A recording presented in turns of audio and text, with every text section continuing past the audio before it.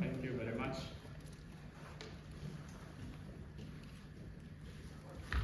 So guys, how to build a successful startup?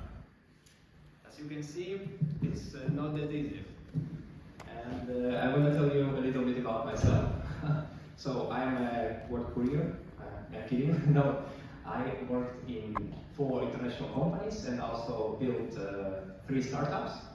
2 of them were unsuccessful, as you can see. But the last one, the match, looks like it's going to end up very well. And I have just one question for you. Next slide, please. Yeah, something about myself. You can skip it, so no one's scared. One more time. And one more time. What is a startup for you guys? When someone say, I have a startup, what do you usually imagine? Like, maybe it's like, I don't know, a fancy office. Like, Google has, also such cool things. Or maybe it's, I don't know, an app, right? Someone say, I have an app, or I'm a startup founder. Or maybe it will be some overnight success, like, for example, this guy had, right? Or it's a stock, like you say, hey, my company costs like $10 billion, and people say, whoa. But the reality is, it's a good news, so you're kind of right. But the reality is that it will take you around 5 to 10 years of just continuously working. Can you please come back? And as you can see here on the graph, startup is not a pretty easy way, because in the beginning you just work really, really hard, and you're going through something called valley of death, where 90% of startups are usually dying. Then you raise in your first round, you raise in your second round, or your third round, and maybe you'll be successful enough to get to IPO and exit, and that's where all these cool offices are. But what's actually waiting you during this 5 to 10 years? I can give you my personal example, and the first thing is it's sleeplessness. Yeah, as you can see, it's real screenshots. So usually I sleep around 4 to 5 hours a day, and sometimes I just work until midnight, making some plans, some sketches about the app or how it can be really cool. But so it's like 5 years of sleeplessness. Blood and sweat, pretty also interesting thing. Because I slept not that much, I started bleeding. It was pretty interesting for me. Imagine you sitting on a class and you start bleeding, and you're like, what the fuck? What they just selected were all those cool offices and my video company.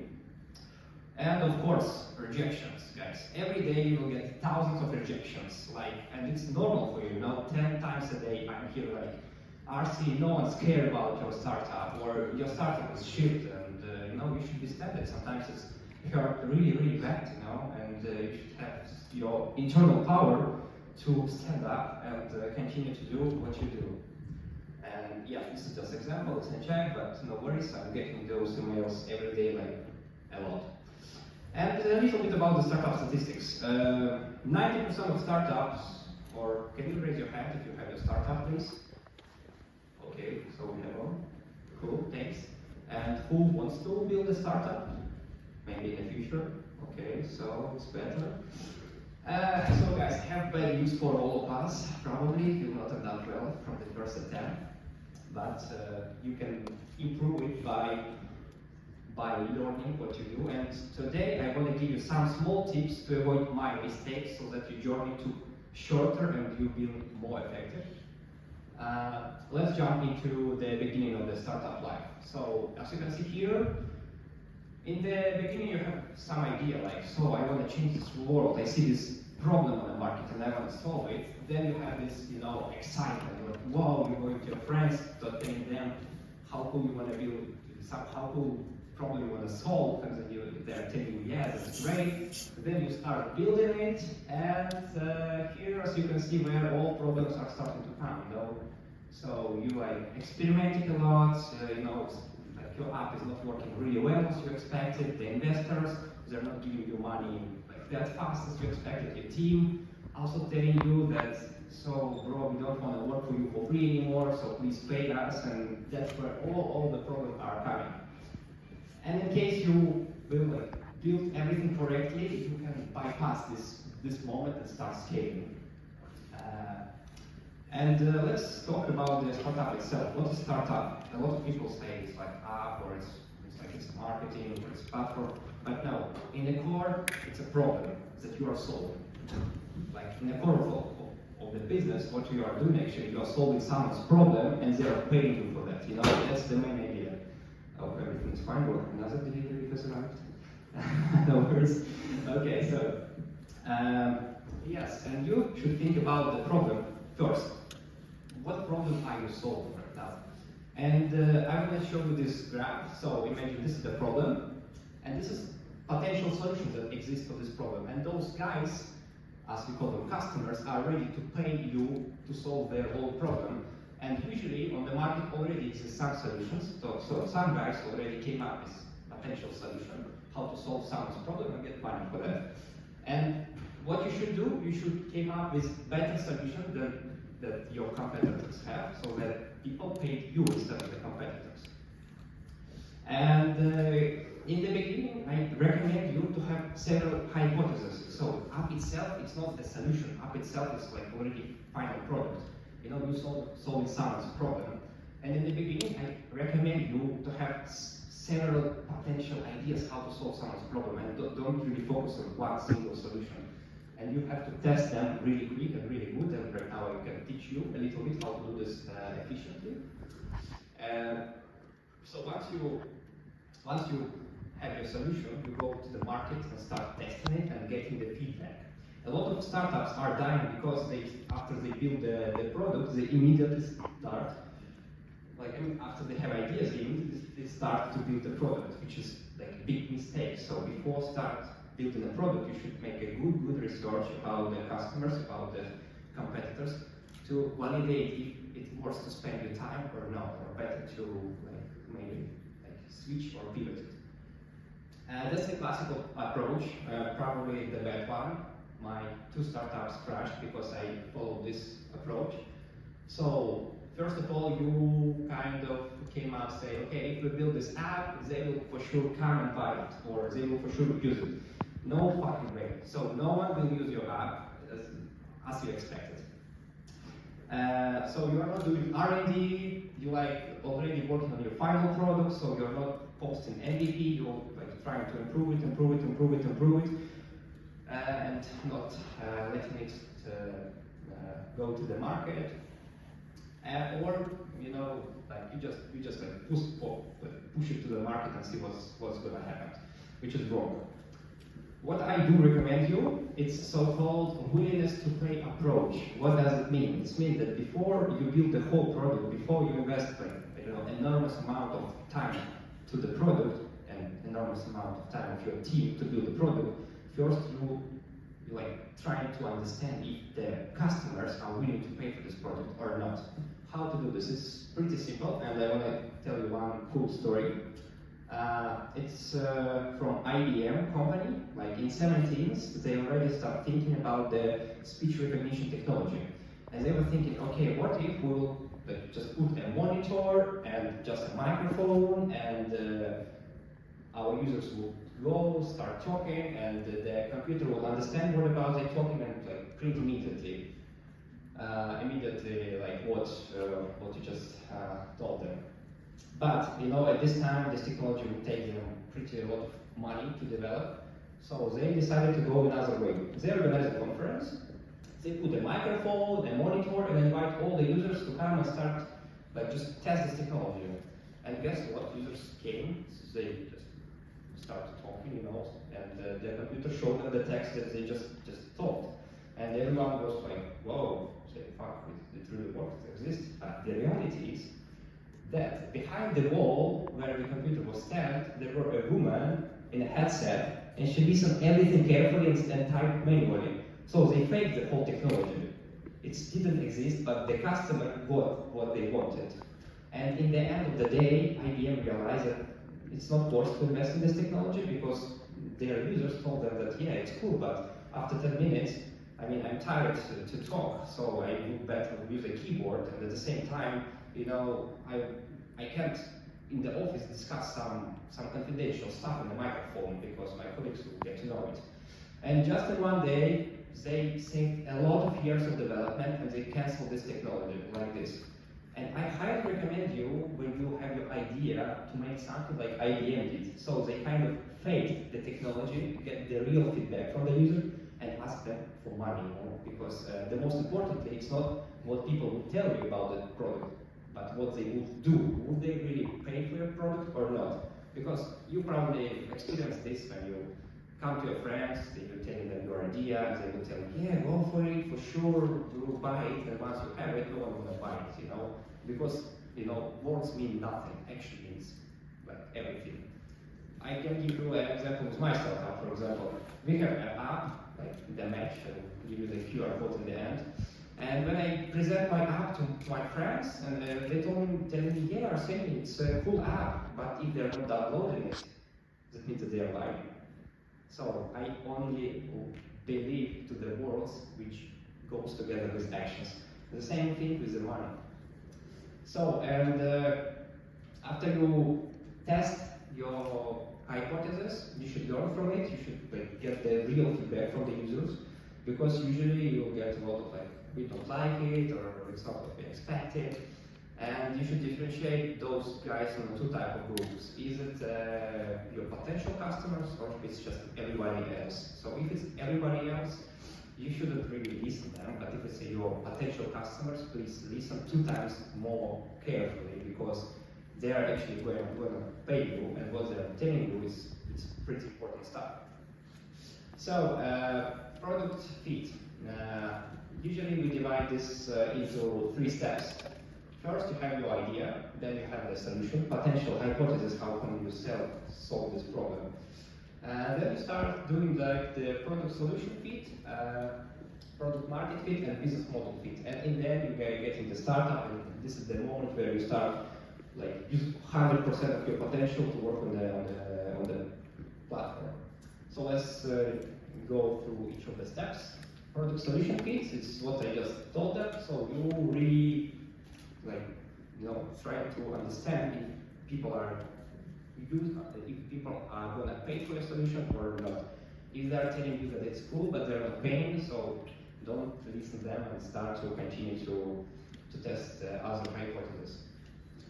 So once you verify that people asking you how much, it's probably really a magic word, how much. When you present your solution and your potential customer asks you how much, it means that you are on the right way, because they are already they are willing to pay you. And if your customer will say, hey, let us think, or we are not sure, so probably it's time to really think. So after you came up with a solution, you think, okay, on which market it will work the best? Because another big problem of all the startups, when they start to build all-in-one solution. So all-in-one is where company coming to die. Please, in the beginning, when you don't have much resources, don't build all-in-one solution. Just build a solution for a specific amount of people, and try to build a solution as good as no one's can for this specific amount of people. And another one, when you find the product, you find the target audience, then you start thinking, okay, how can I charge those people in a better way so that they pay me as much as I want, and at the same time it was comfortable for them. So here you start to test different hypotheses. Startup in the beginning is all about the experiment. You start to think, okay, should we use subscription-based model, or should they pay as they go? Or, for example, my startup, we just telling them, okay, pay as much as you want. It's pretty tricky thing when you're just telling them, pay as much as you want, because you're not competing against them. So you're letting them to name the price first. And after you make the whole research, you validated everything, then you start to build the product. That's the key moment when you sit into the notebook, open your VS Code and start to code. Or in your case, maybe if you have an offline business, you start to really, ordering some machines to produce what you want to produce. So MVP, as my friend told me, if you build your MVP longer than 1 month, you're building something wrong. So MVP is made to test your idea, to validate, to get the feedback as fast as possible. And how good MVP should be? It should be better than everything that exists on the market, but not more. So if you build your app, I don't know, in our case it's event app, so we just focused on one single function. We focused on the smart feeds that would show users the events that they might like, and that's it. So we didn't invest time into building some direct modes, localizations, and adaptations, all shit. Like, I don't know, because it was also my mistake long time ago when we was trying to build our platform as good as possible before first client actually paid us. And yeah, but also expect that in the end, still no one gonna buy it, and you have to pivot it. So these concepts, which are coming from Silicon Valley, fail fast and pivot. So you build the MVP, you go into the market, you're giving it to your customers and getting the feedback. If they don't like it, you improve it, and again, and again, and again. And I'm going to show you two graphs. First one, it's ET, it's mean iteration. So you started from something. You say, okay, in our case, it was a platform for, like, the match started as learning management system for corporations. You know, it was the initial idea of our startup of the match. Then I came to the companies, started telling them, hey guys, we built this amazing platform. No one really bought it, but they told me, hey Marcy, you know, before teach the employees, we have to find the employees. And I say, okay, how can we get your employees? So that's why we came up to build a job platform. So we built it. I came to the companies again. I asked them, hey guys, look, we built the job platform. They told me, yes, but how many users you have? I said, we have none. So they told me, okay, once you will have enough users, please come back to us. Right now, okay, I decided, okay, how can we get users on the platform? This time, some companies organized some events, so I told myself and my team, okay, let's build an event platform. And that's where it started to roll out. So companies were much willingness to talk to us and even to pay to us. So that's how we got to this, the right moment. Sometimes, if you select the wrong idea, you can just go from iteration to iteration to iteration, and then no one will still pay you. So it's pretty important, coming back to the beginning of my lecture, to select the right idea and to test it. And it's pretty much the last slide. What startup actually is? Let's go through these 6 points. First, it's built around the verified problem that people are actually willing to pay. Second, it's built for the market which has enough people to pay you, because you can, let's say, create a magazine for some scientists or for science, and you have pretty small amount of people who will actually use your product. And third one is you should be able to solve this problem, because sometimes you just physically unable to solve the problem you want to solve because you have not enough resources. Yeah, it's also people are ready to pay for it. It's probably the most important thing which I really learned for the last 3 years. You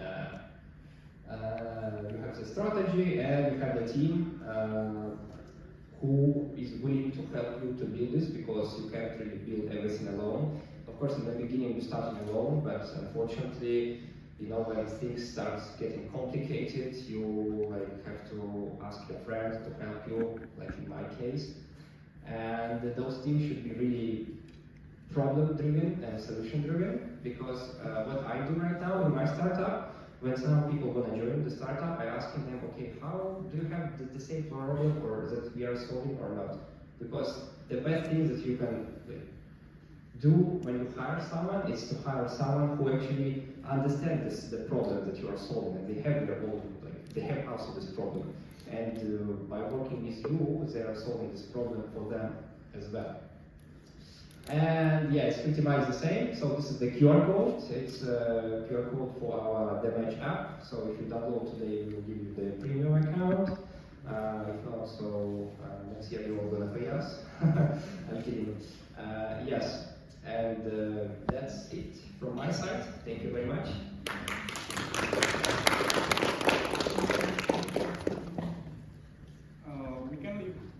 quote there before I will leave you. But maybe does somebody have questions? Because if not, I have. No questions from the audience? Okay. Because I have a lot of friends who are wanting to start a startup, they start, and I want to say startup. They have an idea that they start, you know? And what most people say is like, yeah, it would be great, but I don't have money for it. I don't have money to start it. So maybe how do you find a venture capital or like the first investment, you know, because if you're alone sitting in a home, where did you find it, you know, for your startup? Yeah, it's a good question. I think they're talking about like the start capital, right, that they have to spend. But the capital itself is not just about the money, it's also about your knowledge and about your networking. So if you have if you know the right people and you have enough knowledge to build the app or anything, so those two things can kind of somehow you don't need the money if you for example, have the good connections in the companies that can help you to sell your product there, and you don't need to hire people to help to sell it. And you also if you can do everything by yourself, so you also don't need to hire programmers, kind of. But what I can tell you, you need just free software, and they're all for free, just to start the product or to start the startup. It's Miro for ideation, it's Figma to build a prototype and try to sell the prototype, and Notion to keep all the documents and all the information in one place. So we just started with the three things, and it's pretty much the same. So okay, fair enough. And you said that connections are important. yeah. So how do you make these connections? Because we have for sure some people who are starting school, for example, or very early in their career, so it's time to build a connection. So how do you make the connections? It's pretty simple. You just scan this QR code, download our app, and go to the business events and start talking to people. But yeah, in general, business people, startup people, they are pretty open to anything because they are inventors and they are happy to talk about your idea as well. So it's just the matter of finding the right event. So it might be a free startup event or like this, for example. You're already in the right place, to be honest, to find the right connections and exchange them, try to be interested for them, and that's how we can build the first connections. Thank you. Any questions from the audience now? If not, then thank you very much.